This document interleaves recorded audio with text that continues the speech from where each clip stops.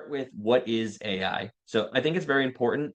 People use AI kind of as like a central term these days. The truth is, AI is a very big field of study. So there's massive specializations within the larger field of AI. There's neural networks, there's speech, robotics, vision, big data, you name it. And that's because one, AI has been around since 1956. So it's actually a pretty old technology.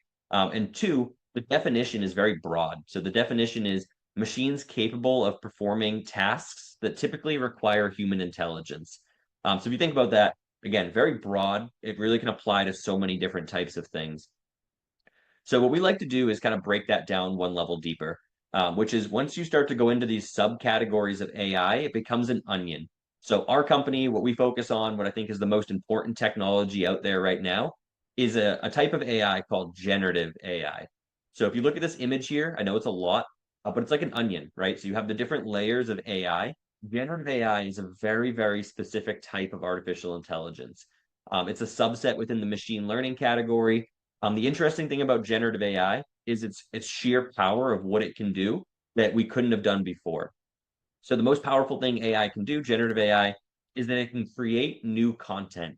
What that means is it can create text, it can create images, it can create audio, it can write code for you, it can build videos for you, it can even start to run simulations for you. So that being said, that is where the sheer power comes from. Is back in the day, AI chatbots existed, but never at the current level that we're at today, where they can speak, they can receive information at the same level as a human, and they all use natural language, which is the same way we communicate as humans.